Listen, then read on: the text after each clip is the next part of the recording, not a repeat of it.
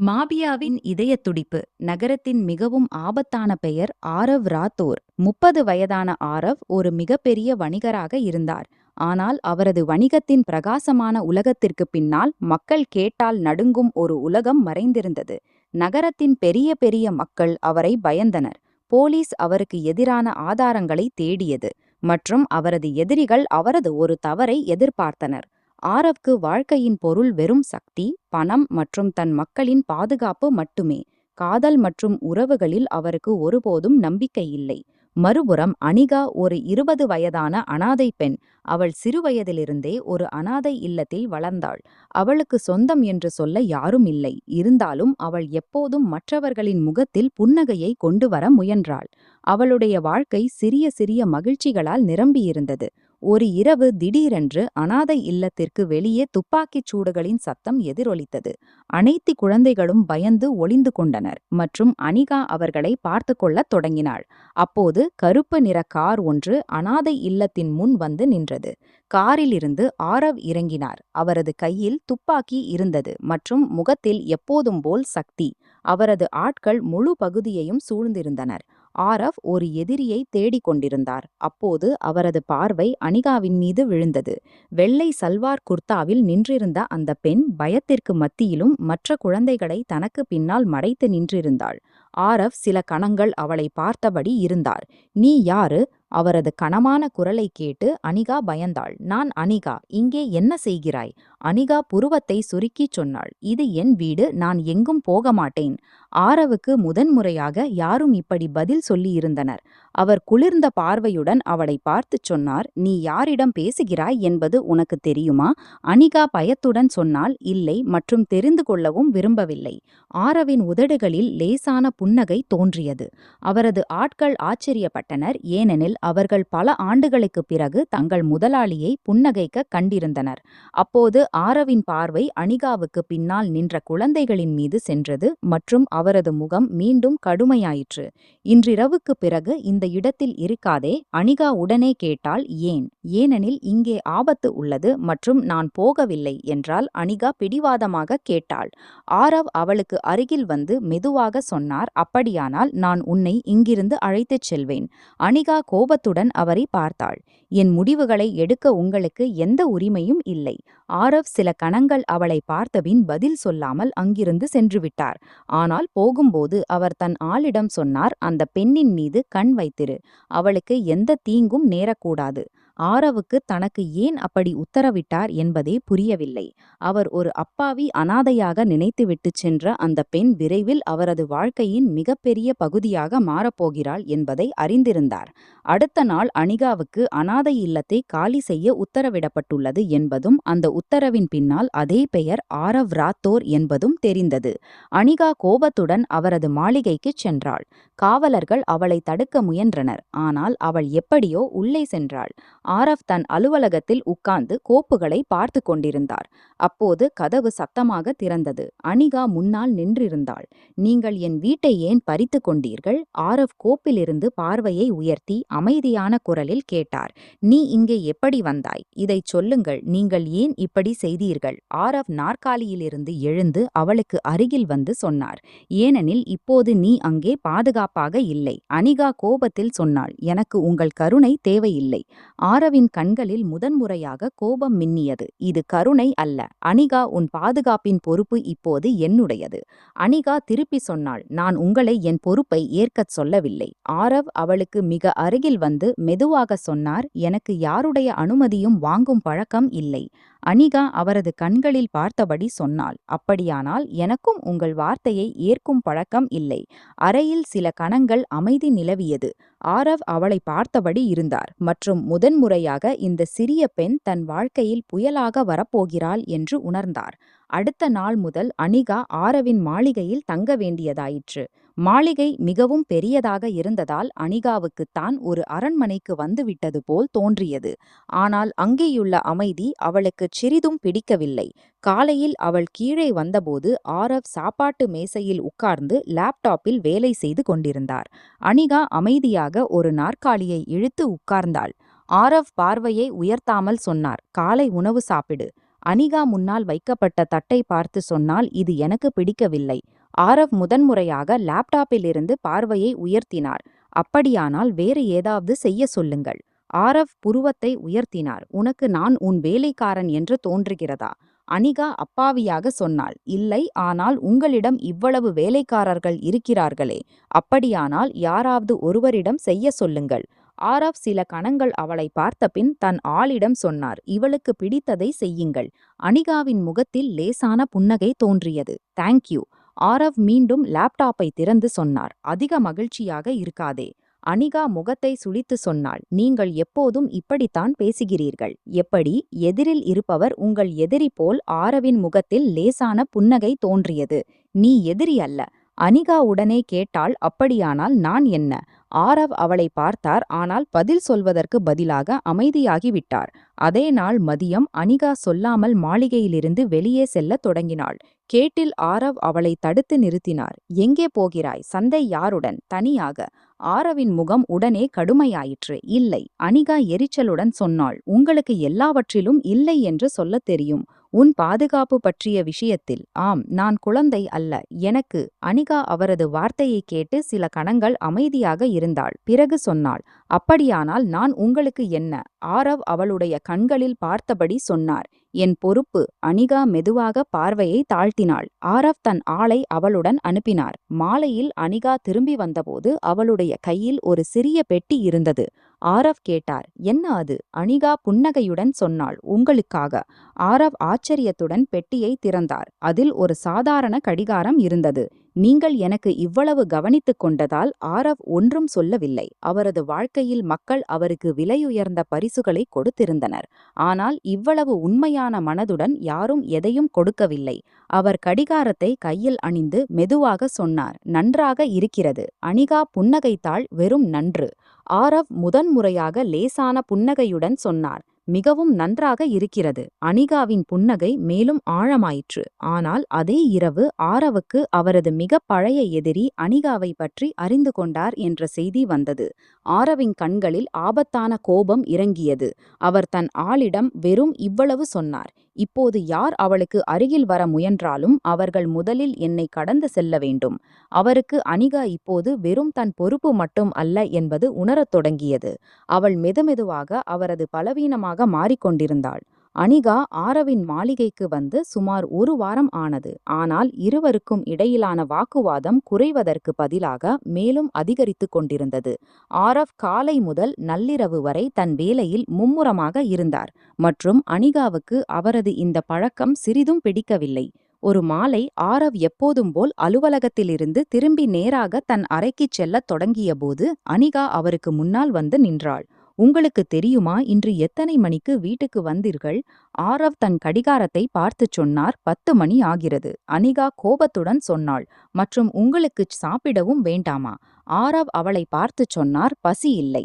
அனிகா உடனே அவரது கையை பிடித்துச் சொன்னாள். என் பேச்சை கேளுங்கள். நீங்கள் காலை முதல் எதுவும் சாப்பிடவில்லை. ஆரவ் அவளுடைய விரல்களின் பிடியை உணர்ந்து சில கணங்கள் அமைதியாக இருந்தார். பிறகு சொன்னார். உனக்கு என் மீது இவ்வளவு கவலை ஏன்? அனிகா உடனே கையை விட்டுவிட்டு பார்வையை தவிர்த்துச் சொன்னாள். ஏனெனில் நீங்கள் எனக்காக இவ்வளவு செய்கிறீர்கள். ஆரவின் முகத்தில் லேசான புன்னகை தோன்றியது. அவர் அவளுடன் சாப்பாட்டு மேசையில் உட்கார்ந்தார். அனிகா தானே அவருக்காக உணவை பரிமாறி சொன்னாள். இப்போது அமைதியாக சாப்பிடுங்கள். ஆரவ் ஒரு கவளம் எடுத்துச் சொன்னார். உனக்கு உத்தரவிடுவது மிகவும் பிடிக்கும். அனிகா புன்னகையுடன் பதிலளித்தாள். உங்களிடமிருந்து கற்றுக்கொண்டேன். இருவருக்கும் இடையே முதன்முறையாக அப்படி லேசான சிரிப்பு எதிரொலித்தது. அதில் எந்த பயமும் இல்லை.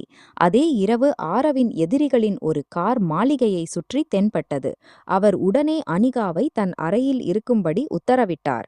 அனிகா எப்போதும் போல் வாதிட்டாள். நான் எந்த கைதியும் அல்ல. ஆரவ் கடுமையான குரலில் சொன்னார். இன்றிரவு நீ என் பேச்சை கேட்பாய். அனிகா முதன்முறையாக அவரது கண்களில் அப்படி ஒரு பயத்தைக் கண்டாள். அது அவரது கோபத்திற்கு பின்னால் மறைந்திருந்தது. அவள் அமைதியாகிவிட்டாள். சிறிது நேரத்திற்குப் பிறகு வெளியே துப்பாக்கிச் சூடுகளின் சத்தம் கேட்டது. அனிகா பயந்து கதவை திறக்கத் தொடங்கினாள். அப்போது ஆரவ் வேகமாக அறைக்குள் வந்து அவளை தன் பக்கம் இழுத்து தனக்கு பின்னால் செய்தார். நான் வெளியே வரவேண்டாம் என்று சொல்லியிருந்தேன். அனிகா நடுங்கும் குரலில் சொன்னால், உங்களுக்கு ஏதாவது ஆகிவிட்டால். ஆரவ் சில கணங்கள் அவளை பார்த்தபடி இருந்தார். அவருக்கு இந்த கேள்வி எந்த துப்பாக்கிச் சூட்டை விடவும் குறைவானதல்ல. அவர் மெதுவாக சொன்னார், எனக்கு ஒன்றும் ஆகாது. ஆனால் உனக்கு ஏதாவது ஆனால் நான் என்னை ஒருபோதும் மன்னிக்க மாட்டேன். அந்த இரவு முதன்முறையாக அனிகாவுக்கு ஆரவின் சக்திக்கு பின்னால் வெறும் கோபம் மட்டுமல்ல, அவளுக்காக ஒரு ஆழ்ந்த அக்கறையும் மறைந்திருக்கிறது என்பது உணர்ந்தது. அடுத்த சில நாட்களில் ஆரவ் மற்றும் அனிகாவுக்கு இடையிலான உறவு முன்பை விட பல மடங்கு மாறியது. அனிகா இப்போது அவருக்கு முன்னால் திறந்த மனதுடன் தன் பேச்சுகளை சொல்லத் தொடங்கியிருந்தாள் மற்றும் ஆரவும் அவளுடைய சிறிய சிறிய பழக்கங்களில் கவனம் செலுத்தத் தொடங்கியிருந்தார். ஒரு காலை அனிகா ஆரவின் சட்டையில் காஃபி கொட்டிவிட்டாள். அவள் பயந்து சொன்னாள், சாரி. ஆரவ் கீழே தன் சட்டையை பார்த்து பிறகு அனிகாவை பார்த்தார். உன் கைகளில் வெறும் காஃபி மட்டும்தானா அல்லது ஆயுதங்களும் உள்ளனவா? அனிகா முகத்தை சுளித்து சொன்னால், தவறுதலாக கொட்டிவிட்டேன். ஆரவ் கடுமையான முகம் போட்டு சொன்னார், உன் தவறுகளின் பட்டியல் மிக நீளமாகிக் கொண்டிருக்கிறது. அனிகா கோபத்தில் சொன்னால், அப்படியானால் என்னை மீண்டும் அனாதை இல்லத்திற்கு அனுப்பிவிடுங்கள். ஆரவின் முகம் உடனே மாறியது. அப்படிப்பட்ட பேச்சை மீண்டும் சொல்லாதே. அனிகா அமைதியாகிவிட்டாள். ஆரவ் அவளை பார்த்து மென்மையான குரலில் சொன்னார், உன்னை அங்கே திருப்பி அனுப்பும் கேள்வியே இல்லை. அனிகா கேட்டாள், ஏன்? ஆரவ் பார்வையை தவிர்த்துச் சொன்னார், ஏனெனில் இப்போது உன் இடம் இங்கேதான். அனிகாவின் இதயத் துடிப்பு திடீரென்று வேகமானது. ஆனால் அதே நாள் மாலை அனிகா பால்கனியில் நின்றிருந்தபோது ஆரவின் ஒரு பழைய நண்பன் அவளுடன் பேச முயன்றான். அந்த மனிதன் நகைச்சுவையாக அனிகாவுடன் பேசிக் கொண்டிருந்தான் மற்றும் அனிகாவும் சிரித்து கொண்டிருந்தாள். தொலைவில் நின்ற ஆரவ் இதையெல்லாம் பார்த்து கொண்டிருந்தார். அவரது முகத்தில் மெதுமெதுவாக கோபம் இறங்கத் தொடங்கியது. அவர் அங்கு வந்து ஒன்றும் சொல்லாமல் அனிகாவுக்கு அருகில் நின்றார் மற்றும் பிறகு அந்த மனிதனிடம் சொன்னார், உன் வேலை முடிந்திருந்தால் போகலாம். அந்த மனிதன் ஆரவின் முகத்தை பார்த்து உடனே அங்கிருந்து சென்றுவிட்டான். அனிகா மிகவும் சுருங்கிச் சொன்னாள், நீங்கள் அவர்களை ஏன் ஓட்டிவிட்டீர்கள்? ஆரவ் சொன்னார், யாரும் உனக்கு மிக அருகில் வர எனக்கு பிடிக்காது. அனிகா குறும்பாக கேட்டாள், ஏன் உங்களுக்கு பொறாமை வந்ததா? ஆரவ் அவளுடைய கண்களில் பார்த்து சொன்னார். ஒருவேளை அனிகா இந்த பதிலை எதிர்பார்க்கவில்லை. அவள் அமைதியாகிவிட்டாள். ஆரவும் ஒன்றும் சொல்லவில்லை. ஆனால் அந்த இரவு இருவருக்கும் தூக்கம் வரவில்லை. அடுத்த நாள் அனிகாவுக்கு கடுமையான காய்ச்சல் வந்தது. ஆரவ் அப்போது ஒரு முக்கியமான கூட்டத்தில் இருந்தார். ஆனால் அனிகாவின் உடல்நிலை சரியில்லை என்பது தெரிந்தவுடன் அவர் கூட்டத்தை நடுவில் விட்டுவிட்டார். மருத்துவர் வரும் வரை அவர் அவளுடைய அறையில் உட்கார்ந்திருந்தார். அனிகா அரை மயக்கத்தில் அவரது கையை பிடித்து முனகியபடி இருந்தாள். என்னை தனியாக விட்டுவிடாதீர்கள். ஆரவின் இதயம் யாரோ இறுக்கமாக பிடித்தது போல் ஆனது.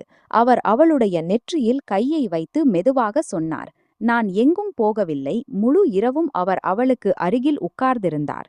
காலையில் அனிகாவின் கண் திறந்தபோது அவள் ஆரவ் அவளுக்கு அருகில் நாற்காலியில் உட்கார்ந்து தூங்கியிருப்பதைக் கண்டாள் மற்றும் அவளுடைய கை இன்னும் ஆரவின் கையில் இருந்தது. அனிகா சிறிது நேரம் அவரை பார்த்தபடி இருந்தாள். பிறகு மெதுவாக அவரது முடியை சரி செய்தாள். ஆரவின் கண் திறந்தது. இருவரின் பார்வைகளும் சந்தித்தன. அனிகா பயந்து கையை பின்னால் இழுக்கத் தொடங்கினாள். அப்போது ஆரவ் அவளுடைய கையை விடுவதற்கு பதிலாக மேலும் லேசாக பிடித்து கொண்டார். இப்போது எப்படி இருக்கிறாய்? அவர் கேட்டார். அனிகா புன்னகையுடன் சொன்னாள், நன்றாக இருக்கிறேன். பொய் சொல்லாதே. உண்மையாக ஆரவ் சொன்னார். உனக்கு ஏதாவது ஆகிவிட்டால் அந்த வாக்கியத்தை முடிக்க முடியவில்லை. அனிகா முதன்முறையாக அவரது முகத்தில் பயத்தைக் கண்டாள். அவள் மெதுவாக கேட்டாள், உங்களுக்கு என் மீது இவ்வளவு கவலை ஏன்? ஆரவ் அவளுடைய கண்களில் பார்த்தபடி சொன்னார், ஏனெனில் நீ இப்போது எனக்கு வெறும் ஒரு பொறுப்பு மட்டும் அல்ல. அனிகாவின் இதயம் வேகமாக துடிக்கத் தொடங்கியது. அவள் ஏதாவது கேட்க முடிவதற்கு முன் ஆரவ் அங்கிருந்து எழுந்துவிட்டார். ஆனால் அவர் போன பிறகு அனிகாவின் மனதில் வெறும் அந்த ஒரே விஷயம் சுழன்று கொண்டிருந்தது. நான் அவருக்கு என்ன? அதே மாலை அனிகா ஆரவுடன் பேச முயன்றாள். ஆனால் ஆரவ் மீண்டும் தன் பழைய பாணியில் வந்துவிட்டார். அவர் உணர்வுகளிலிருந்து தப்பிக்கிறார், ஏனெனில் அனிகாவுக்கு தன் இதயத்தின் உண்மையை சொல்லிவிட்டால் அவரது எதிரிகள் அவளுடைய மிகப்பெரிய பலவீனமாக மாறிவிடுவார்கள் என்று அவருக்கு பயம். சில நாட்களுக்குப் பிறகு அனிகா ஆரவை ஒரு விருந்துக்குச் செல்லும்படி கட்டாயப்படுத்தினாள். அவள் ஆரவ் எப்போதும் வேலை மற்றும் குற்ற உலகத்தில் மூழ்கியிருக்க விரும்பவில்லை. அவள் அவருக்காக கருப்புச் சட்டையை தேர்ந்தெடுத்து சொன்னாள், இன்று நீங்கள் என்னுடன் வருவீர்கள். ஆரவ் சொன்னார், எனக்கு விருந்துகளுக்குச் செல்ல பிடிக்காது. அனிகா சொன்னாள், அப்படியானால் இன்று என் விருப்பம் நடக்கும். ஆரவ் அவளை பார்த்து புன்னகையுடன் சொன்னார், உன் பிடிவாதம் நாளுக்கு நாள் அதிகரித்துக் கொண்டிருக்கிறது. விருந்தில் சேர்ந்தவுடன் பலரின் பார்வை அனிகாவின் மீது விழுந்தது. அவள் வெளிர் நிற அழகான உடையில் இருந்தாள் மற்றும் ஆரவிலிருந்து முற்றிலும் வேறுபட்ட மிகவும் அப்பாவியாக தெரிந்தாள். ஒரு இளைஞன் அவளுக்கு அருகில் வந்து நடனத்திற்கு கேட்கத் தொடங்கினான். அனிகா பதிலளிப்பதற்கு முன் ஆரவ் அங்கு வந்துவிட்டார். அவர் அந்த இளைஞனை குளிர்ந்த பார்வையுடன் பார்த்து அனிகாவின் கையை பிடித்து கொண்டார். அவள் என்னுடன் இருக்கிறாள். அனிகா மெதுவாக சொன்னாள், ஆனால் நான் ஆம் என்று சொல்லவில்லை. ஆரவ் சொன்னார், இப்போது சொல்லிவிட்டேன். அவர் அவளை நடன தளத்திற்கு அழைத்துச் சென்றார். அனிகா அவரை பார்த்தபடி கேட்டாள், உங்களுக்கு பொறாமை வருகிறதா? ஆரவ் சொன்னார், ஆம். அனிகா புன்னகைத்தாள், நீங்கள் மிகவும் உரிமையுள்ளவராக இருக்கிறீர்கள். ஆரவ் அவளுக்கு அருகில் வந்து சொன்னார், உன் விஷயத்தில் ஒருவேளை தேவைக்கு அதிகமாக. இருவரும் மெதுமெதுவாக நடனமாடத் தொடங்கினர். ஆரவின் கை அவளுடைய இடுப்பில் இருந்தது மற்றும் அனிகாவின் கை அவரது தோளில் இருந்தது. சில கணங்களுக்கு இருவரும் தங்கள் உலகத்தை மறந்துவிட்டனர். ஆரவ் மெதுவாக சொன்னார், அனிகா, உன் வருகையால் என் வாழ்க்கை ஏன் இவ்வளவு மாறிவிட்டது என்பது எனக்கு தெரியவில்லை. அனிகா அவரது கண்களில் பார்த்தபடி சொன்னாள், ஒருவேளை ஏனெனில் உங்களுக்கும் யாரோ ஒருவர் தேவைப்பட்டார். ஆரவ் அவளுடைய நெற்றியை லேசாக தொட்டுச் சொன்னார். ஒருவேளை அப்போது ஆரவின் போனில் ஒரு செய்தி வந்தது. அவரது முகத்தின் நிறம் மாறியது. செய்தியில் வெறும் இவ்வளவு எழுதப்பட்டிருந்தது, உன் பலவீனம் இப்போது எங்களிடம் உள்ளது. உடன் அனிகாவின் ஒரு படம் இருந்தது. ஆரவின் முகம் ஆபத்தான அமைதியுடன் ஆனது. அவர் உடனே அனிகாவை தன் அருகில் இழுத்து கொண்டார். இப்போது எதிரிகள் அவரது வாழ்க்கையில் மிகவும் உள்ளே சென்றுவிட்டனர் என்பது அவருக்கு புரிந்தது. விருந்து முடிந்தவுடன் ஆரவ் அனிகாவை அழைத்து கொண்டு நேராக மாளிகைக்குச் சென்றார். வழியெல்லாம் அவர் முற்றிலும் அமைதியாக இருந்தார். அனிகா மீண்டும் மீண்டும் கேட்டுக்கொண்டிருந்தாள், என்ன ஆயிற்று? ஆனால் ஆரவ் எந்த பதிலும் சொல்லவில்லை. மாளிகைக்கு வந்தவுடன் அவர் தன் அனைத்து ஆட்களையும் அழைத்து பாதுகாப்பை 2 மடங்காக்கும் உத்தரவிட்டார். அனிகா கவலையுடன் அவருக்கு முன்னால் வந்தாள். என்னிடமிருந்து ஏதாவது மறைக்கிறீர்களா நீங்கள்? ஆரவ் சொன்னார், உனக்கு தெரிய வேண்டிய அவசியமில்லை. அனிகா கோபத்தில் சொன்னாள், ஒவ்வொரு முறையும் இதையே சொல்கிறீர்கள் நீங்கள். நான் எந்த குழந்தையும் அல்ல. ஆரவ் முதன்முறையாக குரலை உயர்த்தினார், நீ உன் உயிர் ஆபத்தில் உள்ளது என்பதை ஏன் புரிந்து கொள்ளவில்லை? அனிகா அமைதியாகிவிட்டாள். அவளுடைய கண்களில் கண்ணீர் வந்தது. உங்களுக்கு என் மீது இவ்வளவு கவலை இருக்கிறதா? அப்படியானால் என்னிடம் உண்மையை ஏன் சொல்லவில்லை?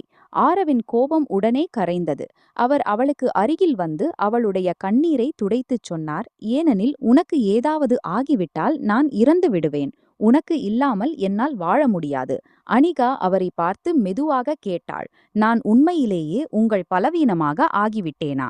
ஆரவ் சில கணங்கள் அமைதியாக இருந்தார். பிறகு அவர் அவளுடைய நெற்றியில் லேசாக முத்தமிட்டுச் சொன்னார், நீ என் பலவீனம் அல்ல. அனிகா, நீ காரணம். அதனால்தான் நான் இன்னும் மனிதனாக இருக்கிறேன். அனிகாவின் கண்களிலிருந்து கண்ணீர் வழிந்தோடியது. அவள் ஆரவை இறுக்கமாக பிடித்து கொண்டாள். ஆரவும் அவளை தன் கரங்களில் அணைத்து கொண்டார். ஆனால் அதே நேரத்தில் மாளிகைக்கு வெளியே ஒரு கார் வந்து நின்றது. ஆரவ் ஜன்னலில் இருந்து வெளியே பார்த்தார் மற்றும் அவரது முகத்தில் மீண்டும் அதே ஆபத்தான உணர்வு திரும்பி வந்தது. அவரது எதிரிகள் இப்போது முன்னால் வந்துவிட்டனர் மற்றும் இந்த முறை போர் வெறும் அவரது பேரரசுக்காக அல்ல, அனிகாவுக்காக இருந்தது. மாளிகைக்கு வெளியே நின்ற கருப்பு காரை பார்த்தவுடன் ஆரவின் கண்களில் ஆபத்தான மின்னல் வந்தது. அவர் உடனே தன் ஆட்களுக்கு சைகை காட்டி அனிகாவை தனக்கு பின்னால் செய்தார். அனிகா பயந்து கேட்டாள், என்ன ஆயிற்று? ஆரவ் அவளை பார்க்காமல் சொன்னார், என் அருகில் இரு. சில நொடிகளிலேயே வெளியே இருந்த ஆயுததாரிகளை ஆரவின் ஆட்கள் சூழ்ந்து கொண்டனர். ஆனால் காரிலிருந்து யாரும் வெளியே வரவில்லை. சிறிது நேரத்திற்குப் பிறகு அது வெறும் எச்சரிக்கை என்பது தெரிந்தது. காரின் இருக்கையில் ஒரு சிறிய பெட்டி வைக்கப்பட்டிருந்தது. ஆரவ் பெட்டியை திறந்தபோது அதில் அனிகாவின் குழந்தை பருவத்தின் ஒரு படம் மற்றும் ஒரு கடிதம் இருந்தது. அவளை காப்பாற்ற வேண்டுமானால் நாளை இரவு தனியாக பழைய கிடங்கிற்கு வா. அனிகா படத்தை பார்த்தவுடன் அதை அடையாளம் கண்டுகொண்டாள். அந்த படம் அவள் அனாதை இல்லத்திற்கு வருவதற்கு முந்தையது. அவளுடைய கைகள் நடுங்கத் தொடங்கின. இந்த படம் இவர்களுக்கு எங்கிருந்து கிடைத்தது? ஆரவ் அவளை பார்த்து முதன்முறையாக இந்த விஷயத்திற்கு அனிகாவின் கடந்த காலத்துடன் தொடர்பு இருக்கலாம் என்பதை உணர்ந்தார். அவர் உடனே கேட்டார், இதை பற்றி உனக்கு ஏதாவது தெரியுமா? அனிகா தலையை ஆட்டினாள். இல்லை, என் பெற்றோரை பற்றி எனக்கு ஒன்றும் நினைவில் இல்லை. ஆரவ் அவளுடைய கையை பிடித்து கொண்டார். இப்போது நீ தனியாக ஏதாவது நினைத்து பார்க்க வேண்டியதில்லை. என்ன நடந்தாலும் நாம் இருவரும் சேர்ந்து கண்டுபிடிப்போம். அனிகா அவரை பார்த்தபடி கேட்டாள். நீங்கள் நாம் இருவரும் என்று ஏன் சொல்கிறீர்கள்? ஆரவ் சில கணங்கள் அமைதியாக இருந்து பிறகு சொன்னார், ஏனில் இப்போது உன் ஒவ்வொரு பிரச்சனையும் என் பிரச்சனை. அனிகாவின் முகத்தில் லேசான புன்னகை தோன்றியது. ஆனால் அப்போது ஆரவ் கடுமையான குரலில் சொன்னார், மற்றும் நாளை இரவு நீ என்னுடனும் வரமாட்டாய். அனிகா உடனே கோபமடைந்தாள். ஏனெனில் நான் உன்னை ஆபத்தில் வைக்க முடியாது. ஆனால் விஷயம் என் கடந்த காலத்தை பற்றியது மற்றும் அதனால்தான் நான் உன்னை என்னுடன் அழைத்துச் செல்ல மாட்டேன். அனிகா கைகளை கட்டி சொன்னாள், நான் இருந்தாலும் வருவேன். ஆரவ் அவளிடம் சொன்னார், நீ என் பேச்சை ஏன் ஒருபோதும் கேட்பதில்லை? அனிகா புன்னகையுடன் சொன்னாள், ஏனெனில் உங்களுக்கு எனக்கு உத்தரவிடுவது மிகவும் பிடிக்கும். ஆரவ் சிரித்துவிட்டு புன்னகைத்தார். ஆனால் அவரது மனதில் ஒரு விஷயம் தெளிவாக இருந்தது.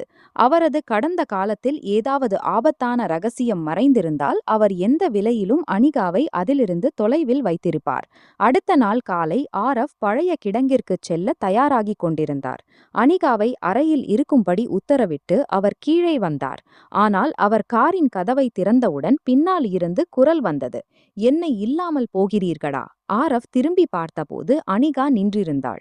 அவள் ஜீன்ஸ் மற்றும் லேசான ஜாக்கெட் அணிந்திருந்தாள் மற்றும் முகத்தில் அதே பிடிவாதம் இருந்தது. அதை ஆரவ் கடந்த சில காலமாக நன்றாக அடையாளம் கண்டுகொள்ளத் தொடங்கியிருந்தார். திரும்பி போ. இல்லை அனிகா, நானும் வருவேன். ஆரவ் அவளுக்கு அருகில் வந்து மென்மையான குரலில் சொன்னார், உனக்கு தெரியாது அங்கு எவ்வளவு ஆபத்து இருக்கலாம். அனிகா அவரது கண்களில் பார்த்தபடி சொன்னாள், மற்றும் உங்களுக்கு தெரியாது நான் என் கடந்த காலத்தின் உண்மையை அறிய எவ்வளவு காலமாக காத்திருக்கிறேன். ஆரவ் சில கணங்கள் அவளை பார்த்து இறுதியில் தோற்று சொன்னார், சரி, ஆனால் எப்போதும் என் அருகில் இருப்பாய். அனிகா புன்னகைத்தாள். பழைய கிடங்கிற்கு வந்தவுடன் இருவருக்கும் விசித்திரமான அமைதி உணரப்பட்டது. உள்ளே ஒரு மனிதன் அவர்களுக்காக காத்திருந்தான். அவன் ஆரவை பார்த்துச் சொன்னான், உனக்கு இறுதியில் வரவேண்டியதுதான். ஆரவ் துப்பாக்கியை எடுத்துச் சொன்னார், பேச்சைச் சுற்றாதே. அனிகாவை பற்றி உனக்கு என்ன தெரியும்? அந்த மனிதன் அனிகாவை பார்த்துச் சொன்னான், உனக்கு தெரியுமா உன் தந்தை யார் என்று? அனிகாவின் முகம் வெளிறிப்போனது. ஆரவ் உடனே அவளுக்கு முன்னால் வந்தார். அந்த மனிதன் அனிகாவின் தந்தை ஒரு காலத்தில் ஆரவின் தந்தையின் மிக நெருங்கிய மனிதர் என்றும் அவர்கள் ஆரவின் குடும்பத்தை காப்பாற்ற தங்கள் உயிரை கொடுத்தனர் என்றும் சொன்னான். ஆனால் அவர்களின் மரணத்திற்கு பிறகு அனிகாவை எதிரிகளிடமிருந்து காப்பாற்ற அனாதை இல்லத்தில் விட்டுவிட்டனர். அனிகாவின் கண்களிலிருந்து கண்ணீர் வழிந்தது. அப்படியானால் என்னை அனாதையாக ஏன் விட்டுவிட்டார்கள்? அந்த மனிதன் சொன்னான், உன்னை அனாதையாக விடவில்லை, உன்னை மறைத்து வைத்திருந்தார்கள். அவன் மேலும் ஏதாவது சொல்வதற்கு முன் வெளியே துப்பாக்கிச் சூடுகளின் சத்தம் வரத் தொடங்கியது. ஆரவ் உடனே அனிகாவை தன் கரங்களில் இழுத்து அவளை பாதுகாப்பான இடத்திற்கு அழைத்துச் சென்றார். சில நிமிடங்களுக்குப் பிறகு எல்லாம் அமைதியானது. அனிகா பயத்தால் நடுங்கிக் கொண்டிருந்தாள். ஆரவ் அவளுடைய முகத்தை இரு கைகளாலும் பிடித்து கேட்டார், நீ நன்றாக இருக்கிறாயா? அவள் தலையை ஆட்டினாள். ஆனால் அடுத்த கணமே ஆரவின் மார்பில் சாய்ந்தாள். ஆரவ் அவளை இறுக்கமாக பிடித்து கொண்டார். நான் இருக்கும் வரை யாரும் உன்னை தொடவும் முடியாது. அனிகா அவரது மார்பில் சாய்ந்தபடி மெதுவாக சொன்னாள், மற்றும் உங்களுக்கு ஏதாவது ஆகிவிட்டால்? ஆரவ் அவளை பார்த்து சொன்னார், எனக்கு நீ இருப்பதே போதும். கிடங்கிலிருந்து திரும்பிய பிறகு அனிகா முற்றிலும் அமைதியாகிவிட்டாள். அவள் தன் அறையில் ஜன்னல் அருகில் உட்கார்ந்து வெளியே பார்த்து கொண்டிருந்தாள் மற்றும் மீண்டும் மீண்டும் அந்த மனிதனின் பேச்சுகளை நினைத்து கொண்டிருந்தாள். ஆரவ் கதவை தட்டி உள்ளே வந்தார். அனிகாவின் கண்கள் ஈரமாக இருப்பதை அவர் கண்டார். அவர் அவளுக்கு அருகில் உட்கார்ந்தார். என்ன யோசிக்கிறாய்? அனிகா சொன்னாள், என் தந்தை இவ்வளவு நல்லவராக இருந்தால் அவர்கள் என்னை ஒருபோதும் தங்களுடன் வைத்துக் கொள்ளாதது ஏன்? ஆரவ் அவளுடைய கையை பிடித்துச் சொன்னார், சில சமயம் யாரையாவது காப்பாற்ற அவர்களிடமிருந்து தொலைவில் செல்ல வேண்டியிருக்கும். அனிகா அவரை பார்த்தாள், நீங்கள் என்னை புரிய வைக்க முயல்கிறீர்களா அல்லது உங்களையே? ஆரவ் சில கணங்கள் அமைதியாக இருந்தார். அனிகா அவரது கையை அழுத்திச் சொன்னாள், நீங்களும் உங்கள் குடும்பத்தை இழந்து விட்டீர்கள் அல்லவா? ஆரவின் கண்களில் பழைய வலியின் நிழல் தெரிந்தது. அவர் முதன்முறையாக தன் கடந்த காலத்தை பற்றிச் சொன்னார். எப்படி அவரது குடும்பத்தை எதிரிகள் அழித்துவிட்டார்கள் மற்றும் அப்போதிலிருந்து அவர் பழிவாங்கும் சபதம் செய்தார் என்று. அனிகா அவரது கையை தன் இரு கைகளிலும் எடுத்துக்கொண்டாள். நீங்கள் நிறைய தனியாக சகித்துக் கொண்டிருக்கிறீர்கள். ஆரவ் அவளை பார்த்து மெதுவாக சொன்னார். இப்போது தனியாக இல்லை. இருவரும் சில கணங்கள் ஒருவரையொருவர் பார்த்தபடி இருந்தனர். ஆரவ் அவளுடைய முகத்திலிருந்து முடியின் ஒரு இழையை விலக்கினார். அனிகாவின் துடிப்பு வேகமானது. அவள் பின்னால் இழுக்கத் தொடங்கினாள். ஆனால் ஆரவ் அவளுடைய கையை பிடித்து கொண்டார். ஆனால் உடனே அதை விட்டுவிட்டார். பயப்படாதே, நான் உன்னை ஒருபோதும் எதற்காகவும் கட்டாயப்படுத்த மாட்டேன். அனிகா லேசான புன்னகையுடன் சொன்னாள். எனக்கு உங்களிடமிருந்து பயம் இல்லை. ஆரவ் கேட்டார். உண்மையா? அவள் சொன்னாள். ஆம், சில சமயம் வெறும் உங்கள் உரிமையுணர்வால் மட்டும் பயம் வருகிறது. ஆரவ் புன்னகைத்து சொன்னார். மற்றும் நான் ஒன்றும் செய்ய முடியாது. அனிகா அவரை தலையணையால் அடித்து சொன்னாள். நீங்கள் மிகவும் தொல்லை தருகிறீர்கள். ஆரவ் தலையணையை பிடித்துக்கொண்டு முதன்முறையாக இருவரும் குழந்தைகளைப் போல் சிரித்தனர். அந்த இரவு அவர்களுக்கு இடையிலான உறவு முன்பை விட பல மடங்கு நெருக்கமானது. அடுத்த நாள் ஆரவுக்கு ஒரு முக்கியமான கூட்டத்திற்காக நகரத்திற்கு வெளியே செல்ல வேண்டியிருந்தது. போவதற்கு முன் அவர் அனிகாவுக்கு தெளிவான உத்தரவிட்டார். நான் திரும்பி வரும் வரை மாளிகையை விட்டு வெளியே செல்லாதே. அனிகா உடனே சொன்னாள். உங்களுக்கு எப்போதும் என்னை தடுக்க வேண்டியிருக்கிறதா? ஆரவ் சொன்னார். ஏனெனில் வெளியே ஆபத்து உள்ளது. அனிகா முகத்தை சுளித்துச் சொன்னாள். உங்களுக்கு நான் இவ்வளவு முட்டாள் என்று தோன்றுகிறதா? ஆரவ் லேசான புன்னகையுடன் சொன்னார். சில சமயம். அனிகா கோபத்தில் அவரை பார்த்தாள். போங்கள், எனக்கு உங்களுடன் பேச வேண்டாம். ஆரவ் அவளுக்கு அருகில் வந்து அவளுடைய நெற்றியில் லேசாக முத்தமிட்டு சொன்னார். கோபப்படாதே, விரைவில் திரும்பி வருவேன். அனிகா ஒன்றும் சொல்ல முடியவில்லை. ஆரவ் போனவுடன் மாளிகை திடீரென்று மிகவும் காலியாக தோன்றுவதை அவள் உணர்ந்தாள். மாலை வரை அவள் அமைதியின்றி இருந்தாள். அப்போது அவளுக்கு ஒரு அறியாத எண்ணிலிருந்து செய்தி வந்தது. ஆரவிடமிருந்து உண்மையை அறிய விரும்பினால் தனியாக பழைய தேவாலயத்திற்கு பின்னால் வா. அனிகா முதலில் செய்தியை புறக்கணித்தாள். ஆனால் பிறகு தன் தந்தையை பற்றி அறியும் ஆசை அவளை அங்கு செல்லும்படி கட்டாயப்படுத்தியது. அங்கே ஆரவுக்கு அனிகா மாளிகையில் இல்லை என்பது தெரிந்தவுடன் அவரது முகம் மாறியது. அவர் உடனே திரும்பி வந்து அவளை தேடிச் சென்றார். பழைய தேவாலயத்திற்கு பின்னால் அனிகாவுக்கு ஒரு வயதான பெண் கிடைத்தாள். அவள் அவளை பார்த்தவுடன் சொன்னாள். நீ முற்றிலும் உன் அம்மாவைப் போல் இருக்கிறாய். அனிகாவின் கண்கள் விரிந்தன. அப்போது பின்னால் இருந்து யாரோ அவளை பிடித்து கொண்டனர். அவள் கத்துவதற்கு முன் ஆரவ் அங்கு வந்துவிட்டார். அவர் அனிகாவை தன் பக்கம் இழுத்து அவளுக்கு முன்னால் கேடயமாக நின்றார். சில நிமிடங்களிலேயே அவரது ஆட்கள் அங்கு வந்துவிட்டனர் மற்றும் தாக்குபவர்கள் ஓடத் தொடங்கினர். ஆரவ் அனிகாவை பார்த்தார். அவரது முகம் கோபத்தால் சிவந்திருந்தது. நான் உன்னிடம் என்ன சொல்லியிருந்தேன்? அனிகா பயத்துடன் சொன்னாள். எனக்கு உண்மை தெரிய வேண்டும். ஆரவ் சொன்னார். மற்றும் உனக்கு ஏதாவது ஆகிவிட்டால் அவரது குரல் உடைந்தது. அனிகா மெதுவாக அவரது கையை பிடித்தாள். என்னை மன்னித்து விடுங்கள். ஆரவ் ஒன்றும் சொல்லவில்லை. வெறும் அவளை தன் கரங்களில் இழுத்து நீண்ட நேரம் பிடித்து கொண்டார்.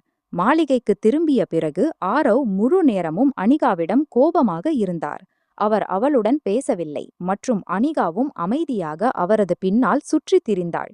இறுதியில் இரவில் அனிகா அவரது அலுவலகத்திற்கு வந்து அவருக்கு முன்னால் உட்கார்ந்தாள். நீங்கள் என்னிடம் கோபமாக இருக்கிறீர்களா? ஆரவ் கோப்பில் இருந்து பார்வையை உயர்த்தாமல் சொன்னார். இல்லை. அனிகா சொன்னாள். பொய். ஆரவ் கோப்பை மூடினார். நீ ஏன் புரிந்து கொள்ளவில்லை? நான் உன்னை இழப்பதற்கு பயப்படுகிறேன். அனிகா அமைதியாகிவிட்டாள். ஆரவ் அவளுக்கு அருகில் வந்து சொன்னார். என் வாழ்க்கையில் பலரை என்னிடமிருந்து பறித்து கொண்டார்கள். நான் உன்னுடன் அப்படி நடக்க அனுமதிக்க மாட்டேன். அனிகாவின் கண்களில் கண்ணீர் வந்தது. அவள் மெதுவாக சொன்னாள். ஆனால் நான் உங்கள் வாழ்க்கையிலிருந்து ஓட விரும்பவில்லை. ஆரவ் அவளுடைய கண்களில் பார்த்தார். நீ யார் என்பது உனக்கு தெரியும். ஆம், நான் நல்ல மனிதன் அல்ல. அனிகா தலையை ஆட்டினாள். ஆனால் என்னுடன் நீங்கள் நல்லவராக இருக்கிறீர்கள். ஆரவ் ஒன்றும் சொல்ல முடியவில்லை. அனிகா அவரது கையை பிடித்துச் சொன்னாள். நீங்கள் என் வாழ்க்கையில் முதன்முறையாக யாரோ ஒரு சொந்தம் போன்ற உணர்வை தந்திருக்கிறீர்கள். ஆரவ் அவளை தன் கரங்களில் இழுத்து கொண்டார். இந்த முறை அனிகாவும் தயக்கமின்றி அவரது மார்பில் தலையை சாய்த்தாள். ஆரவ் அவளுடைய முடியில் கையை வருடியபடி சொன்னார். என் உலகத்தில் ஆபத்துகள் குறையும் என்று நான் வாக்களிக்க முடியாது. ஆனால் என் மூச்சு இருக்கும் வரை உன்னை தனியாக விடமாட்டேன் என்று வாக்களிக்கிறேன். அனிகா கண்களை மூடிக்கொண்டாள். இருவருக்கும் இடையே இப்போது வெறும் ஒரு கேள்வி மீதமிருந்தது. அவர்களின் உறவு வெறும் கவனிப்பு மற்றும் பாதுகாப்பு வரை மட்டும்தானா, அல்லது இருவரின் இதயங்களிலும் அதைவிட அதிகமான ஒன்று பிறந்திருந்ததா? ஆனால் அதே இரவு ஆரவின் போனில் ஒரு அழைப்பு வந்தது. மறுபுறம் அவரது மிகப்பெரிய எதிரியின் குரல் இருந்தது. அனிகாவின் கடந்த காலத்தின் முழு உண்மை என்னிடம் உள்ளது, மற்றும் நீ அதை அறிய விரும்பினால் உன் பேரரசின் பாதி விலையை செலுத்த வேண்டும். ஆரவ் போனை இறுக்கமாக பிடித்து கொண்டார். வரப்போகும் காலம் வெறும் அவரது காதலின் சோதனை மட்டுமல்ல, அவரது முழு வாழ்க்கையின் மிகப்பெரிய போராக இருக்கும் என்பது அவருக்கு புரிந்தது. ஆரவின் முன்னால் அவரது மிகப்பெரிய எதிரியின் போன் இன்னும் திறந்திருந்தது. அனிகாவின் கடந்த காலத்தின் முழு உண்மை என்னிடம் உள்ளது, மற்றும் அதை அறிய விரும்பினால் உன் பேரரசின் பாதி விலையை செலுத்த வேண்டும். மறுபுறத்திலிருந்து குரல் வந்தது. ஆரவ் குளிர்ந்த சிரிப்புடன் சொன்னார், உனக்கு என் வாழ்க்கையின் விலை பணத்தால் மதிப்பிடப்படலாம் என்று தோன்றுகிறதா? குரல் வந்தது, பணத்தால் அல்ல, உன் பலவீனத்தால் மதிப்பிடப்படலாம். ஆரவின் பார்வை அனிகாவின் மீது சென்றது. அவள் சிறிது தொலைவில் நின்று அவரை பார்த்து கொண்டிருந்தாள். அவர் உடனே போனை துண்டித்தார். அனிகா அவருக்கு அருகில் வந்து சொன்னாள், யாருடைய போன்? ஆரவ் சொன்னார், வேலையின். அனிகா கண்களைச் சுருக்கிச் சொன்னாள், நீங்கள் மீண்டும் பொய் சொல்கிறீர்கள். ஆரவ் அவளுடைய கையை பிடித்து கொண்டார். உனக்கு ஒவ்வொரு விஷயத்தையும் தெரிய வேண்டிய அவசியமில்லை. அனிகா கையை விடுவித்துச் சொன்னாள், மற்றும் உங்களுக்கு ஒவ்வொரு விஷயத்தையும் மறைக்க வேண்டிய அவசியம் உள்ளது. ஆரவ் அவளுடைய பேச்சை கேட்டு அமைதியாகிவிட்டார். அனிகாவின் கண்களில் கோபம் இருந்தது, ஆனால் அதைவிட அதிகமாக கவலை இருந்தது. நீங்கள் என்னை உங்கள் அருகில் கொண்டு வந்திருக்கிறீர்கள், அப்படியானால் உங்கள் பிரச்சனையில் எனக்கும் பங்கு உள்ளது. ஆரவ் அவளுடைய முகத்தை பார்த்துச் சொன்னார், இதுதான் என் பயம். அனிகா கேட்டாள், என்ன விஷயத்திற்கு? ஆரவ் மெதுவாக சொன்னார், நீ என் இவ்வளவு அருகில் வந்துவிட்டாய், இப்போது உனக்கு ஏதாவது ஆனால் என்னால் வாழ முடியாது. அனிகா அவரது கையை பிடித்தாள். அப்படியானால் என்னை தொலைவில் வைக்காதீர்கள், உடன் வைத்திருங்கள். ஆரவ் அவளை தன் கரங்களில் இழுத்து சிறிது நேரம் அமைதியாக பிடித்து கொண்டார். முதன்முறையாக தன் இதயத்தின் உண்மையிலிருந்து ஓடுவது இப்போது சாத்தியமில்லை என்று அவருக்கு தோன்றியது. அதே இரவு ஆரவ் தன் ஆட்களுக்கு அனிகாவின் கடந்த காலத்தின் ஒவ்வொரு கோப்பையும் தேடும்படி உத்தரவிட்டார். சில மணி நேரங்களுக்குப் பிறகு ஒரு பழைய கோப்பு முன்னால் வந்தது. அதில் அனிகாவின் அம்மாவின் பெயர் மீரா ராத்தோர் என்று இருந்தது.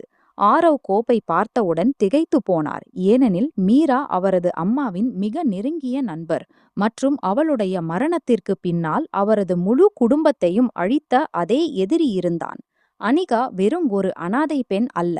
அவள் ஆரவின் கடந்த காலத்துடன் இணைந்த ஒரு ரகசியம், அது அவரது முழு பேரரசையும் அசைக்கக்கூடியது. காலையில் ஆரவ் அனிகாவை அலுவலகத்திற்கு அழைத்தார். அனிகா வந்தவுடன் கேட்டாள், இப்போது என்ன ஆயிற்று? எங்காவது என்னை வீட்டை விட்டு வெளியே போகாமல் தடுக்கிறார்களா? ஆரவ் அவளை உட்காரச் சொல்லி சைகை செய்தான். அவன் முகத்தை பார்த்ததும் அனிகாவுக்கு புரிந்தது, விஷயம் கடுமையானது என்று. ஆரவ் கோப்பையை அவள் முன்னால் வைத்தான். உன் அம்மாவின் பெயர் மீரா.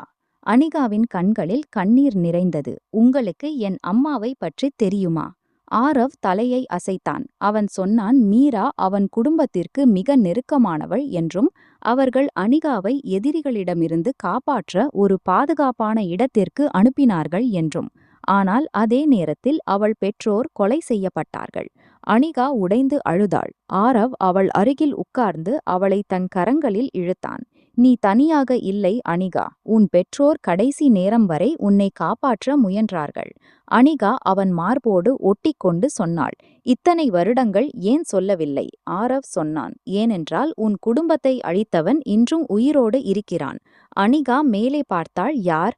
ஆரவ் பதில் சொல்வதற்கு முன் சொன்னான், அதே மனிதன் உன்னை தன் விளையாட்டின் பகுதியாக மாற்ற விரும்புகிறான். அனிகா அவன் கையை இறுக்கி பிடித்தாள். நீங்கள் அவனோடு சண்டையிடுவீர்கள். ஆரவ் அவள் கண்களில் பார்த்து கொண்டே சொன்னான், உனக்காக முழு உலகோடும் சண்டையிட முடியும். அனிகா லேசான புன்னகையுடன் சொன்னாள், இவ்வளவு பொசிசிவாக இருக்க வேண்டிய அவசியமில்லை. ஆரவ் சிரித்து கொண்டே சொன்னான், உன் விஷயத்தில் தேவைக்கு அதிகமாக பொசிசிவாக இருப்பதும் கூட குறைவுதான். அனிகா அவனை லேசாக தள்ளிவிட்டு சொன்னாள், நீங்கள் சீரடைய மாட்டீர்கள். ஆரவ் அவள் கையை பிடித்து தன் அருகில் இழுத்து மெல்ல சொன்னான், உனக்காக ஒருவேளை ஒருபோதும் இல்லை. இருவருக்கும் இடையே சில நிமிடங்கள் அமைதி நிலவியது. அதில் வார்த்தைகளின் தேவையில்லை, இப்போது இருவருக்கும் தெரிந்தது அவர்களுக்குள் இருந்தது வெறும் பொறுப்பு மட்டும் அல்ல என்று. ஆரவ் தன் எதிரிக்கு எதிரான இறுதிப் போருக்கு தயாராகத் தொடங்கினான்.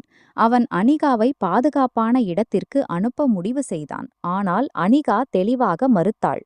நான் உங்களை விட்டு எங்கும் போக மாட்டேன். ஆனால் ஆரவ் கடுமையாக சொன்னான். இது விவாதத்திற்குரிய விஷயம் அல்ல. அனிகா சொன்னாள், நான் எந்த பொருளும் இல்லை. நீங்கள் விரும்பும் இடத்தில் விற்க. ஆரவ் கோபத்தில் சொன்னான், நீ ஏன் புரிந்து கொள்ளவில்லை? நான் உன்னை காப்பாற்ற விரும்புகிறேன் என்று. அனிகாவின் கண்களில் கண்ணீர் வந்தது. நான் உங்களை தனியாக இறக்கவிட முடியாது. ஆரவின் கோபம் அந்த நொடியில் மறைந்தது. அவன் அருகில் வந்து அவள் முகத்தை இரு கைகளாலும் பிடித்துச் சொன்னான், எனக்காக இப்படிப்பட்ட வார்த்தைகளை சொல்லாதே. அனிகா கேட்டாள், ஏன்? ஆரவ் மெல்ல சொன்னான், ஏனென்றால் உன்னை இழப்பேன் என்ற எண்ணத்திலேயே நான் உடைந்து போகிறேன். அனிகா அவன் கண்களில் பார்த்து முதன்முறையாக எந்த தயக்கமும் இல்லாமல் சொன்னாள், நான் உங்களை நேசிக்கிறேன். ஆரவ் சில வினாடிகள் முற்றிலும் அசையாமல் நின்றான். அவன் முதல் முறையாக அந்த வார்த்தையை கேட்டது போல இருந்தது. அவன் இதயம் எவ்வளவு காலமாக எதிர்பார்த்ததோ. பிறகு அவன் அனிகாவை தன் கரங்களில் இழுத்தான். உனக்கு தெரியுமா, நீ என்ன சொல்லிவிட்டாய்? அனிகா அவன் மார்போடு ஒட்டி சொன்னாள், ஆம். ஆரவ் அவள் நெற்றியை முத்தமிட்டுச் சொன்னான், நான் உன்னை அன்றே இழப்பேன் என்று பயப்படத் தொடங்கிவிட்டேன். முதல் முறையாக உன்னை பார்த்த அன்றே நான் உன்னை நேசிக்கிறேன். மோனிகா இருவரும் சிறிது நேரம் ஒருவருக்கொருவர் உடன் நின்றார்கள். ஆனால் அவர்களின் மகிழ்ச்சி அதிக நேரம் நீடிக்கவில்லை. அதே இரவு ஆரவின் எதிரிகள் மாளிகையை தாக்கினார்கள். ஆரவ் அனிகாவை பாதுகாப்பான அறைக்கு அனுப்பிவிட்டு தானே வெளியே சென்றான். துப்பாக்கிச் சூட்டின் சத்தம் தொடர்ந்து கேட்டுக்கொண்டிருந்தது. அனிகா கதவுக்கு பின்னால் நின்று நடுங்கிக் கொண்டிருந்தாள். அப்போது அவளுக்கு ஆரவ் காயமடைந்த செய்தி வந்தது. அவள் யோசிக்காமல் அறையை விட்டு ஓடினாள். ஆரவின் தோளில் குண்டு பதிந்திருந்தது. ஆனாலும் அவன் தன் ஆட்களுக்கு உத்தரவு கொடுத்து கொண்டிருந்தான். அப்போது அனிகா அவன் அருகில் வந்தாள். ஆரவ் அவளை பார்த்ததும் அவன் முகம் மாறியது. நீ இங்கே ஏன் வந்தாய்? அனிகா அழுது கொண்டே சொன்னாள், உங்களுக்கு குண்டு பதிந்திருக்கிறது. ஆரவ் சொன்னான், ஒன்றும் இல்லை. அனிகா கோபத்தில் சொன்னாள், உங்களுக்கு எப்போதும் ஒன்றும் இல்லை என்றுதான் தோன்றுகிறது. அவள் தன் துப்பட்டியால் அவன் காயத்தை அழுத்தினாள். ஆரவ் வலியிலும் சிரித்தான். நீ ஏன் அழுகிறாய்? அனிகா சொன்னாள், ஏனென்றால் உங்களை இழப்பேன் என்ற பயம் வந்தது. ஆரவ் அவள் கண்ணீரை துடைத்துச் சொன்னான், நீ என்னுடன் இருக்கும் வரை நான் இறக்கப் போவதில்லை. அனிகா தாக்குதலுக்கு பின்னால் உள்ள உண்மையான மனிதன் இன்னும் மறைந்திருக்கிறான். ஆரவுக்கு தெரிந்தது, அவன் மிக நெருக்கமான ஆளே எதிரியோடு சேர்ந்திருக்கிறான் என்று. அவன் அவனை பிடித்து உண்மையை வெளிப்படுத்தினான். இறுதியில் தெரிந்தது, அனிகாவின் பெற்றோர் மரணத்திற்கு பின்னால் இருந்தவன் அதே மனிதன்தான். பல வருடங்களுக்கு முன் ஆரவின் குடும்பத்தை அழித்தவன். அவன் ஆரவின் தந்தையின் பங்குதாரர் மற்றும் முழு சாம்ராஜ்யத்தையும் கைப்பற்ற இரு குடும்பங்களையும் அழிக்க முயன்றான். இப்போது அவன் அனிகாவை பயன்படுத்த விரும்பினான். ஏனென்றால் அவளிடம் அவள் தந்தை மறைத்து வைத்த ஒரு கோப்பு இருந்தது. அதில் முழு குற்றத்தின் ஆதாரம் இருந்தது. அனிகாவுக்கு எதுவும் தெரியாது. ஆனால் அவள் அம்மா இறப்பதற்கு முன் அந்த கோப்பை அனிகா மட்டுமே கண்டுபிடிக்கக்கூடிய இடத்தில் மறைத்தாள். ஆரவும் அனிகாவும் அந்த பழைய வீட்டிற்கு சென்றார்கள். அங்கு அனிகாவின் அம்மா ஒரு காலத்தில் அவளை பெற்றெடுத்தாள். அங்கு ஒரு பழைய பெட்டியில் அவர்களுக்கு அந்த கோப்பு கிடைத்தது. அனிகா கோப்பை ஆரவிடம் கொடுத்துச் சொன்னாள், இப்போது எல்லாவற்றையும் முடித்துவிடுங்கள். ஆரவ் சொன்னான், இல்லை, இப்போது இதை சட்டத்தின் கைகளில் ஒப்படைப்போம். அனிகா ஆச்சரியத்துடன் கேட்டாள், நீங்கள்? ஆரவ் சொன்னான், நான் வாழ்நாள் முழுவதும் பழிவாங்கினேன். ஆனால் நீ வந்த பிறகு புரிந்தது, பழிவாங்கல் வாழ்க்கையை தராது. நான் உன்னுடன் ஒரு வாழ்க்கையை விரும்புகிறேன், அதில் ஒவ்வொரு நாளும் பயத்தின் நிழலில் கழிக்காதது. அனிகா அவனை பார்த்துச் சொன்னாள், நீங்கள் எனக்காக மாறுகிறீர்கள். ஆரவ் சிரித்தான், உனக்காக அல்ல, உன்னுடன் வாழ்வதற்காக. எதிரியின் முழு சதியின் ஆதாரங்கள் போலீசாருக்கு அனுப்பப்பட்டன. ஆரவின் சாம்ராஜ்யத்தின் பல சட்டவிரோத பகுதிகளும் முடிவுக்கு வந்தன. மேலும் அவன் தன் வியாபாரத்தை சட்டப்பூர்வமாக நடத்த முடிவு செய்தான். அவனது பழைய எதிரிகளின் விளையாட்டு முடிந்துவிட்டது. ஆனால் ஆரவின் வாழ்க்கையில் இப்போது ஒரு புதிய தொடக்கம் இருந்தது. அனிகாவுக்கு முதன்முறையாக உண்மையில் யாரோ ஒருவருடைய மகள், யாரோ ஒருவருடைய சொந்தம் மற்றும் யாரோ ஒருவருடைய அன்பின் பகுதி என்று உணர்ந்தது. ஒரு சாந்தமான பால்கனியில் நின்றிருந்தாள். ஆரவ் பின்னால் வந்து அவள் தோள்களில் சால்வை போட்டான். அனிகா சிரித்துச் சொன்னாள், எனக்கு குளிர் பிடிக்கவில்லை. ஆரவ் சொன்னான், எனக்கு பிடித்தது. அனிகா சிரித்தாள். உங்களுக்கு? ஆரவ் சொன்னான், உனக்கு குளிர் பிடிப்பதை பார்த்து. அனிகா அவனை பார்த்துச் சொன்னாள், நீங்கள் முன்பு இவ்வளவு அக்கறையாக இல்லை. ஆரவ் பதிலளித்தான், முன்பு நீயும் இல்லை. அனிகா அவன் கையை பிடித்தாள். நான் உங்கள் வாழ்க்கையில் வராவிட்டால்? ஆரவ் சொன்னான். அப்போது ஒருவேளை நான் இன்னும் அதே ஆரவாக இருந்திருப்பேன். உலகம் முழுவதும் பயப்படும். அனிகா கேட்டாள், இப்போது? ஆரவ் அவள் நெற்றியை முத்தமிட்டுச் சொன்னான், இப்போது நான் உனக்கு மட்டும் உரிய ஆரவ். அனிகா கள்ளத்தனமாக சொன்னாள். ஆனால் பொசிசிவ்னஸ் இன்னும் இருக்கிறது. ஆரவ் சொன்னான், அது ஒருபோதும் போகாது. அனிகா சிரித்துச் சொன்னாள், அப்படியானால் எனக்கு சுதந்திரம் எப்போது கிடைக்கும்? ஆரவ் சொன்னான், நீ என்னுடன் திருமணம் செய்யும்போது. அனிகா திடீரென அமைதியாகிவிட்டாள். என்ன? ஆரவ் பாக்கெட்டிலிருந்து ஒரு மோதிரத்தை எடுத்து அவள் முன் முழங்கால் ஊன்றி அமர்ந்தான். அனிகா, நான் என் வாழ்க்கையில் பல தவறுகள் செய்திருக்கிறேன், பல எதிரிகளை உருவாக்கியிருக்கிறேன், பலவற்றை இழந்திருக்கிறேன். ஆனால் உன்னை பெறுவது என் வாழ்க்கையின் மிக அழகான விஷயம். நீ என்னுடன் முழு வாழ்க்கையையும் கழிப்பாயா? அனிகாவின் கண்களில் கண்ணீர் வந்தது. அவள் கையை முன் நீட்டிச் சொன்னாள், ஆம். ஆனால் ஒரு நிபந்தனை இருக்கிறது. ஆரவ் கேட்டாள், என்ன? அனிகா சிரித்துச் சொன்னாள், நீங்கள் எனக்கு எல்லா விஷயத்திலும் உத்தரவு கொடுப்பதை நிறுத்துவீர்கள். ஆரவ் சிரித்தான். இந்த நிபந்தனை ஏற்றுக்கொள்ள முடியாது. அனிகா கையை பின்னால் இழுத்து கொண்டாள். அப்படியானால் திருமணமும் இல்லை. ஆரவ் உடனே அவள் கையை பிடித்துச் சொன்னான், சரி, முயற்சி செய்கிறேன். அனிகா சிரித்துக்கொண்டே அவனை தழுவிக்கொண்டாள். சில மாதங்களுக்குப் பிறகு ஆரவும் அனிகாவும் வாழ்க்கை முழுவதும் மாறிவிட்டது. ஆரவ் தன் பழைய இருண்ட வேலை வியாபாரத்திலிருந்து தூரமாகிவிட்டான். இப்போது அவன் அதிக நேரம் தன் சட்டப்பூர்வ வியாபாரத்திலும் அனிகாவுடனும் செலவிடுகிறான். அனிகாவும் தன் படிப்பை முடித்த பிறகு அனாதை குழந்தைகளுக்கான ஒரு அமைப்பை தொடங்கினாள். ஏனென்றால் அவள் விரும்பினாள் எந்த குழந்தையும் அவள் குழந்தை பருவத்தில் உணர்ந்த அந்த தனிமையை உணரக்கூடாது என்று. அவர்களின் திருமண நாள் இறுதியாக வந்தது. அதே ஆரவ் யாருடைய பெயரை கேட்டாலே ஒரு காலத்தில் முழு நகரமும் பயந்தது. இன்று தன் திருமணத்தின் ஷெர்வானியில் அனிகாவை எதிர்பார்த்து நின்றிருந்தான். அனிகா சிவப்பு ஆடையில் அவன் முன் வந்ததும் ஆரவ் சில நிமிடங்கள் அவளை பார்த்து கொண்டே இருந்தான். அனிகா சிரித்து கேட்டாள், என்ன ஆயிற்று? இப்படி என்ன பார்க்கிறீர்கள்? ஆரவ் சொன்னான், யோசிக்கிறேன், என் வாழ்க்கையின் இவ்வளவு அழகான பெண் எப்படி வந்தாள் என்று. அனிகா சொன்னாள், ஒருவேளை உங்கள் அதிர்ஷ்டம் நன்றாக இருந்தது. ஆரவ் சிரித்து சொன்னான், இல்லை, என் வாழ்க்கையில் முதன்முறையாக கடவுள் என் மீது கருணை காட்டினார். இருவரும் ஒருவரையொருவர் கையை பிடித்துக் கொண்டார்கள். திருமணத்திற்குப் பிறகு அவர்கள் அதே பால்கனியில் நின்றார்கள். அங்கு ஆரவ் ஒருமுறை அவளை தன் வாழ்க்கையின் பகுதியாக உணரச் செய்தான். அனிகா கேட்டாள், ஆரவ், உங்களுக்கு ஒருபோதும் பழைய நாட்களின் நினைவு வருகிறதா? ஆரவ் சிறிது நேரம் யோசித்துச் சொன்னான், இல்லை, ஏனென்றால் நான் அந்த பழைய இருளில் இல்லாவிட்டால் ஒருவேளை நீ எனக்கு கிடைத்திருக்க மாட்டாய். அனிகா அவன் தோளில் தலையை வைத்தாள். ஆரவ் அவளை தன் கரங்களில் இழுத்துச் சொன்னான், நீ எனக்கு வெறும் அன்பை மட்டும் கொடுக்கவில்லை. அனிகா, நீ எனக்கு மனிதனாக மாறக் கற்றுக் கொடுத்தாய். அனிகா சிரித்துச் சொன்னாள், நீங்களோ எனக்கு குடும்பத்தை கொடுத்தீர்கள்.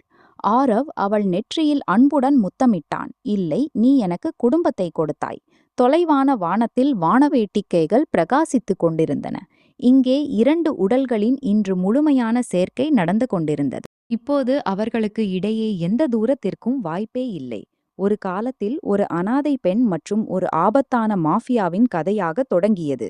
அவர்களின் உறவு இப்போது ஒரு வாழ்க்கையாக மாறிவிட்டது. அதில் பயத்திற்கு பதிலாக நம்பிக்கை இருந்தது. தனிமைக்கு பதிலாக குடும்பம் இருந்தது மற்றும் வெறுப்புக்கு பதிலாக அன்பு. ஆரவின் உலகம் ஒரு காலத்தில் கருப்பு நிறமாக இருந்தது. ஆனால் அனிகா வந்த பிறகு அதில் ஒளி நிறைந்தது. மேலும் ஒருவேளை இதுதான் அவர்களின் கதையின் மிக அழகான உண்மை. சில சமயங்களில் வாழ்க்கை நமக்கு அந்த மனிதனை அதே நேரத்தில் தருகிறது. நாம் முற்றிலும் தனியாக இருக்கிறோம் என்று நினைக்கும்போது. அப்படியானால் நண்பர்களே, உங்களுக்கு இந்த கதை எப்படி இருந்தது? இதுபோன்ற சுவாரஸ்யமான கதைகளை கேட்க ஜுனூன் வோட்ஸ் கல்பு சேனலை சப்ஸ்கிரைப் செய்யுங்கள். மேலும் இதுபோன்ற அன்பான காதல் கதைகளை பார்த்து கொண்டே இருங்கள்.